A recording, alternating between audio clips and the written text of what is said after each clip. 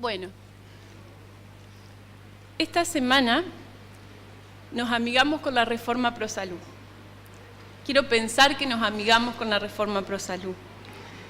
Dijimos que es una luz que le ha placido a Dios darnos a nosotros. Y también nos preguntamos por qué no la obedecemos. Y del grupo que vino, que asistió, salieron algunas de las cosas que le voy a contar.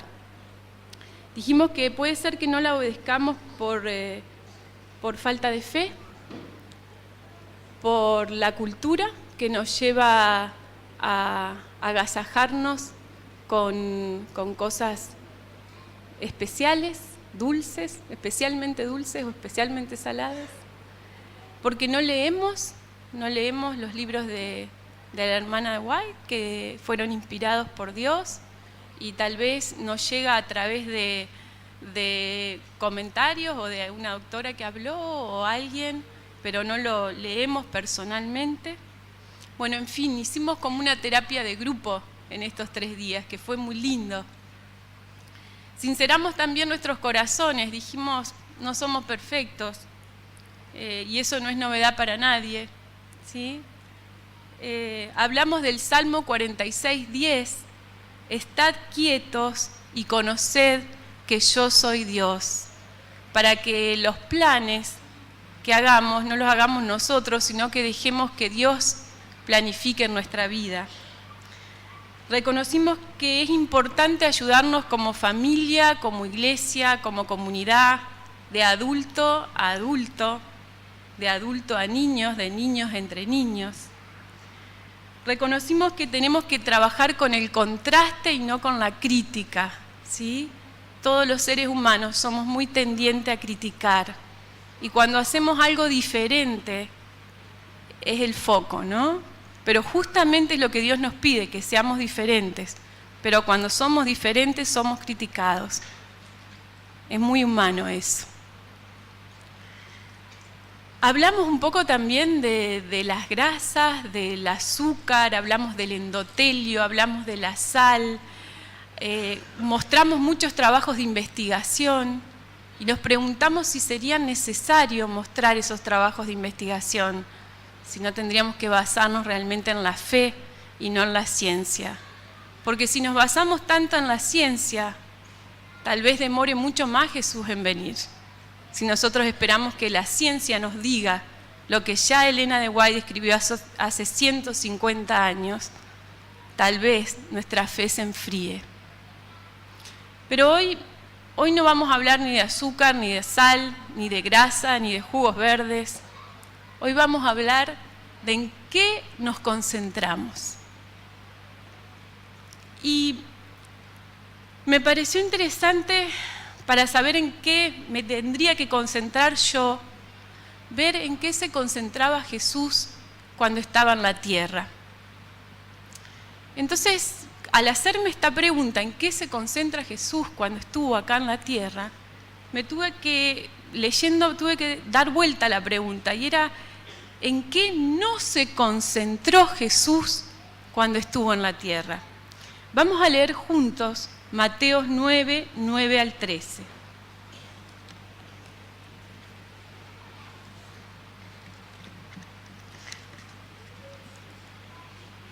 Jesús se fue de allí y vio a un hombre llamado Mateo, que estaba sentado en el lugar donde cobraba los impuestos para Roma.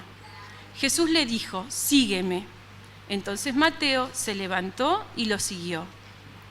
Sucedió que Jesús estaba comiendo en la casa, y muchos de los que cobraban impuestos para Roma y otra gente de mala fama llegaron y se sentaron también a la mesa junto con Jesús y sus discípulos. Al ver esto, los fariseos preguntaron a los discípulos, ¿cómo es que su maestro come con cobradores de impuestos y pecadores? Jesús lo oyó y le dijo, los que están buenos y sanos no necesitan médico, sino los enfermos. Vayan y aprendan el significado de esta escritura. Lo que quiero es que sean compasivos y no que ofrezcan sacrificios, pues yo no he venido a llamar a los buenos, sino a los pecadores. Dice el deseado de toda la gente que los fariseos repudiaban a los publicanos. Los publicanos eran cobradores de impuestos y exageraban por ahí con algunas maniobras, ¿no?, para quedarse con más dinero de lo que le correspondía. Eso no era una novedad para Jesús tampoco. Pero, sin embargo, Jesús no miró lo que miraban los fariseos, ¿no? No miró lo externo, él miró el corazón de Mateo. Y Mateo, dice el deseado de todas las gentes, que quería acercarse a Dios, él quería ir a las sinagogas, pero no se sentía apto, ¿sí? Y esa sensación, eso de no sentirse apto, es un muy buen síntoma espiritual, ¿sí? Si ustedes sienten que no son aptos, eso es correcto, porque Jesús mira esos corazones sinceros. Y Jesús miró a Mateo y le dijo, sígueme. Y saben que Mateo, publicano, con mala fama tal vez, no titubeó, él lo siguió. Y a los comentarios de los fariseos Jesús dijo, yo no he venido a llamar a los buenos, sino a los pecadores. De ahí saqué 2 puntitos, 3. Jesús no se concentra en tus pecados, ni en los míos. A Jesús no le importa tu ocupación, ni la mía. Jesús no se concentra en los cuestionamientos de los fariseos. Pero seguí investigando porque no podía terminar el sermón con 3 puntos, aunque ya me pareció interesante darme cuenta de eso. Leamos Mateo 9, 14 al 16. Está ahí cerquita, ¿eh? Los seguidores de Juan el Bautista se acercaron a Jesús y le preguntaron, nosotros y los fariseos ayunamos mucho, ¿por qué tus discípulos no ayunan? Sigo un poquito más porque es muy lindo. Jesús le contestó, ¿acaso pueden estar tristes los invitados a una boda mientras el novio está con ellos? Pero llegará el momento en que se lleven al novio y entonces sí ayunarán. Nadie arregla un vestido viejo con un remiendo de tela nueva, porque el remiendo nuevo encoge y rompe el vestido viejo, y el desgarrón se hace mayor. Ni tampoco se echa vino nuevo en cueros viejos, porque los cueros se revientan, y tanto el vino como los cueros se pierden. Por eso hay que echar el vino nuevo en cueros nuevos, para que así se conserven las 2 cosas. Miren, a la 1 de la mañana entendí este versículo, hoy. Dios no podía, Jesús vino y era algo nuevo. Él no podía entrar en los corazones prejuiciosos, tradicionalistas, cerrados. Pero había otros corazones que no estaban dentro de ese pueblo que era tan estricto, tan tradicional. Había corazones sinceros y él sí podía entrar en esos corazones. Dice el consejo en el deseado de toda la gente que los odres, si le echaban vino nuevo a los odres viejos, se rompían. El vino nuevo era Jesús, el remiendo nuevo era Jesús. Y no podía entrar en esos corazones, porque estaban llenos de prejuicios. Jesús no se concentra en lo que vos o yo comemos o dejamos de comer. No se concentra en el ayuno, se concentra en tu corazón. Y seguí investigando otro poquito. Vamos a Marcos 5:40.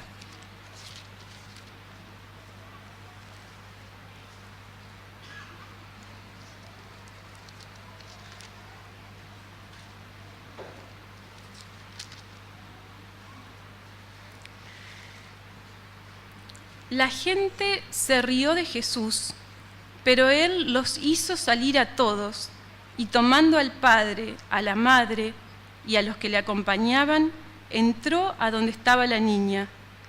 Sigo un poquito más. la tomó de la mano y le dijo, Talita cum, que significa, muchacha, a ti te digo, levántate. Esta es la historia de la hija de Jairo.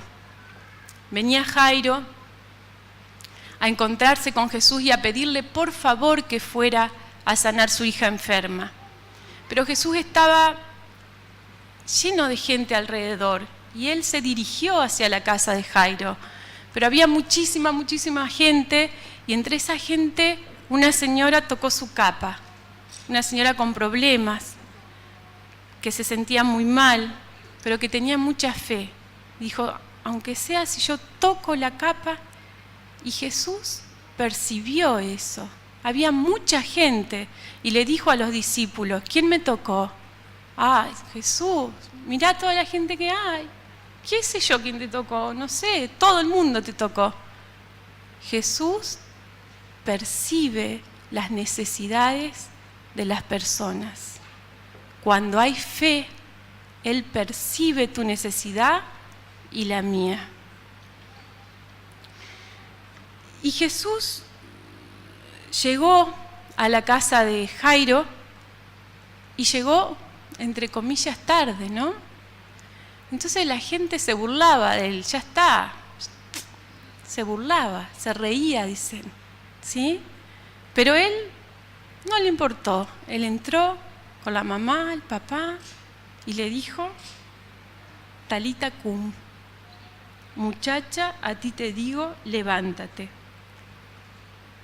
Y esa historia termina así, pero Jesús ordenó severamente que no se lo contaran a nadie.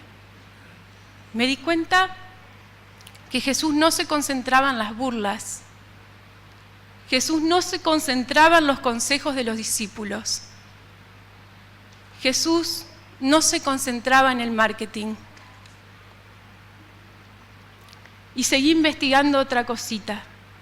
Marcos 7, 5, 9.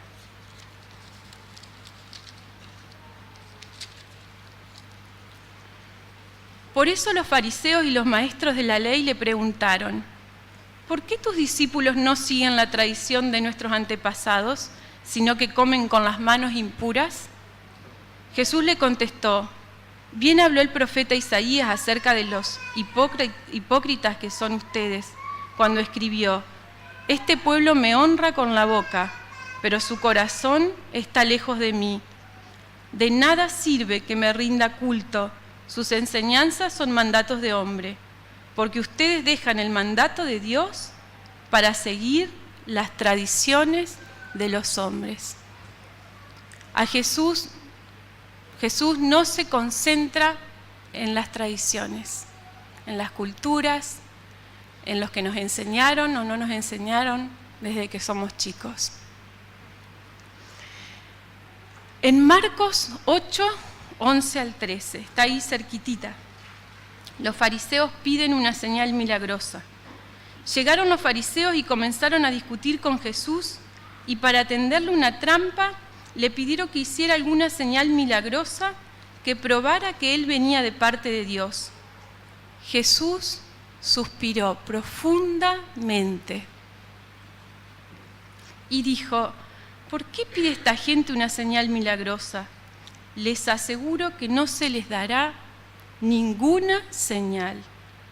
Entonces los dejó y volviendo a entrar a la barca se fue al otro lado del lago. Jesús no se concentra en demostrar que era hijo de Dios. Él es el Hijo de Dios. Juan 11, 32 al 35.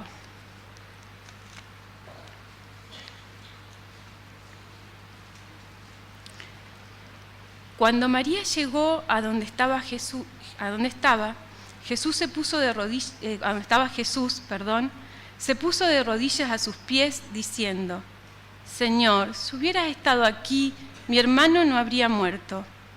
Jesús, al ver llorar a María y a los judíos que habían llegado con ellas, se conmovió profundamente y se estremeció y les preguntó, ¿dónde los sepultaron? Le dijeron, ven a verlo, Señor. y Jesús lloró. Ustedes ya saben cómo sigue la historia. Pero me concentré en eso. Yo estoy segura que Jesús quería llegar a sanar a su amigo, ¿sí? Pero algo que él obedeció hizo que llegara un poquito más tarde, que después tuvo resultados muy buenos, pero hasta ese momento él tuvo su emoción, ¿no? Él se compadeció, él lloró. Pero Jesús no se concentraba en sus emociones. Vamos a tratar, después de hablar de estos 10 situaciones, a ver en qué se concentraba Jesús. Y para eso vamos a leer juntos un versículo que está en Juan 8, 28 al 29. Les dijo pues Jesús: cuando hayáis levantado al Hijo del Hombre, entonces conoceréis que yo soy. No lo tengo en la Biblia. Ahí lo buscamos.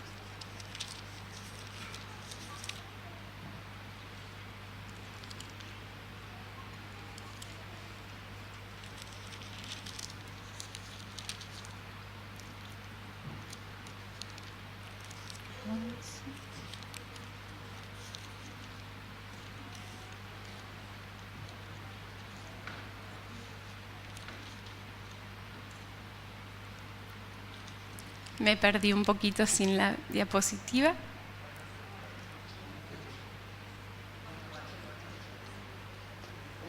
Ocho 28, disculpen.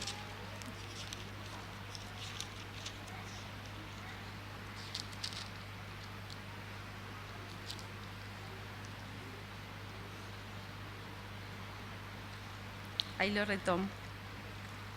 Por eso les digo, cuando ustedes levanten en alto al Hijo del Hombre, reconocerán que yo soy el que soy, y que no hago nada por mi propia cuenta, solamente digo lo que el Padre me ha enseñado, porque el que me ha enviado está conmigo.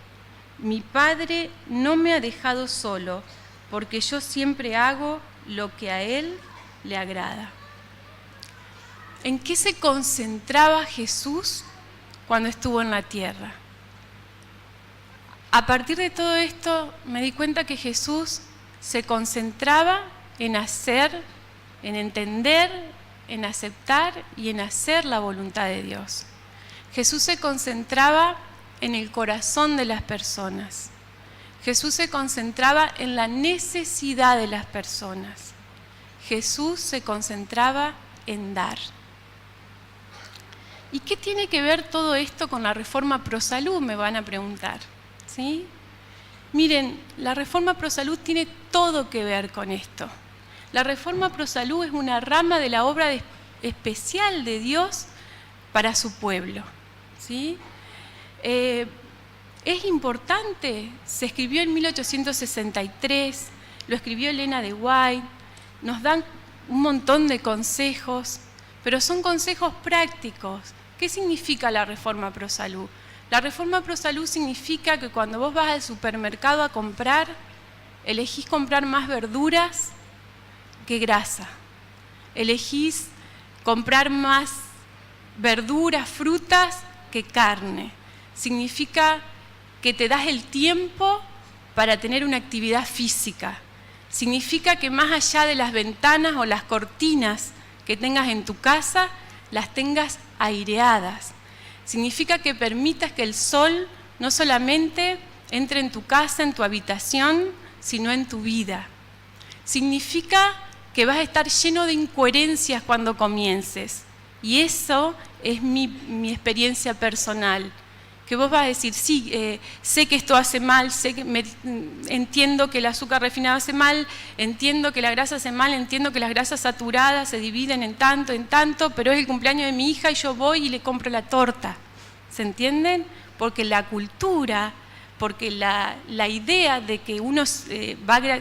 ¿Cómo le demostrás a tu hijo que la querés? De un montón de formas. Pero la torta de cumpleaños puede faltar. Entonces, no necesita faltar. necesitamos crear una torta sana, ¿sí? Pero crear, ¿qué lleva? Tiempo. ¿Pero en qué invertimos el tiempo? Ojalá todos, ojalá yo pueda invertir mi tiempo en crear cosas sanas para demostrar afecto a través de las cosas sanas. Significa que mañana, cuando sea el Día del Padre y vos le vayas a comprar el regalo, no le vas a caer con una docena de mandarinas, ¿no es cierto? Pero no le caigas con una caja de bombones, ¿sí? ¿Por qué? Porque la reforma pro salud es parte de las decisiones diarias, simples, pero las tenés que hacer, todos los días la tenés que tomar la decisión. Tenés la caja guardada, ya la compraste, déjala ahí. Es mejor que vaya al basurero que vaya a tu estómago, ¿sí? Lo dice Elena de White, lo tenemos que creer por fe. Lo tenemos que creer por fe. Si no te alcanza la fe, mirá los videos que se grabaron, todas las cosas que causan las harinas refinadas, las grasas, lo que ya le ha hablado Haroldo, lo que venimos promocionando. Tirá la caja. Esa cuestión de comer el plato hasta el final, aunque no tengas hambre, para no tirarlo, eso tenemos que sacarlo de nuestra cabeza. Hay que comer lo necesario. Hay que comer en forma, digamos, reglada. Hay que ir buscando, es un proceso, pero la reforma pro salud es una luz, es algo importante, es algo que Dios nos dio, pero es algo que tenemos que reflexionar todos los días y en que nos vamos a equivocar. No estemos mirando qué hace el otro, mirémonos a nosotros mismos. ¿Qué hago yo? ¿Qué hago yo para mejorar? ¿Sí? Y me equivoqué, está bien, muchas veces le hablo a Haroldo y le digo, ay, no sabe qué incoherencia que cometí hoy, porque estoy pensando en esto y hice esto. Eso es humano, nosotros somos así. ¿Y cómo podemos luchar con eso? Miren, es hermoso luchar con eso. ¿Saben por qué es hermoso luchar con eso? Porque no estamos solos. No es lo mismo decirle a alguien que no cree en Dios, deja de fumar, que a alguien que cree en Dios decirle deja de fumar. Porque si vos tenés fe, Dios te da la herramienta. Y eso es lo que da el poder. No da el poder la espinaca ni la semillita de lino. El poder lo tiene Dios y eso es lo que tenemos que entender. Miren, es posible llevarlo a cabo en nuestras vidas. Eso es lo que me enseñó este versículo, que está en 2 de Pedro 1, 5 al 7. Y por eso deben esforzarse en añadir a su fe la buena conducta, a la buena conducta el entendimiento, al entendimiento el dominio propio, al dominio propio la paciencia, a la paciencia la devoción, a la devoción el afecto fraternal, y al afecto fraternal el amor. Si ustedes poseen estas cosas y las desarrollan, ni su vida será inútil, ni habrán conocido en vano a nuestro Señor Jesucristo. En Gálatas 5:22 nos muestra cómo Dios provee a través de su Espíritu Santo y de los frutos del Espíritu Santo el dominio propio. En cambio, lo que el Espíritu produce es amor, alegría, paz, paciencia, amabilidad, bondad, fidelidad, humildad y dominio propio. En 2 de Timoteo 1:7 dice, porque no nos ha dado Dios espíritu de cobardía, sino de poder, de amor y de dominio propio. ¿Tenemos fe? Pongamos en acción la fe, porque poner acción en la fe es lo que nos hace vivir a diario relacionado con Dios. Dios nos da esa luz no es para que quede en nosotros, esa luz es para dársela a otros.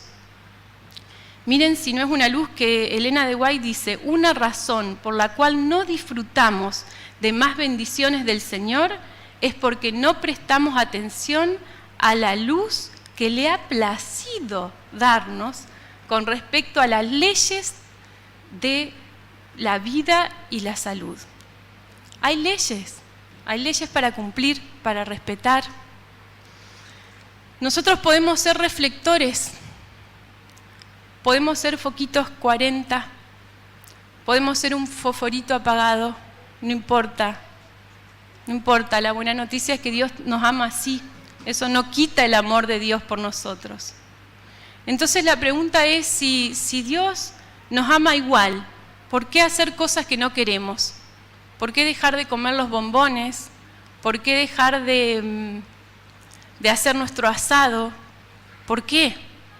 ¿Por qué tengo que hacer eso? ¿Por qué tengo que cambiar? ¿Por qué tengo que ser creativo? ¿Por qué tengo que enamorarme del jugo de remolacha? ¿Por qué tengo que amar la berenjena? ¿Por qué? ¿Cuál es el objetivo? ¿Será importante cambiar? ¿Será importante cambiar? ¿O lo dijo alguien hace tantos años? ¿Por qué tengo que cambiar? Fíjense lo que dice Elena de White. En la primera página de consejos del régimen alimenticio. Todos nuestros hábitos, nuestros gustos e inclinaciones deben ser educados de acuerdo con las leyes de la vida y la salud. Por este medio debemos obtener las mejores condiciones físicas y tener claridad mental para discernir entre el bien y el mal.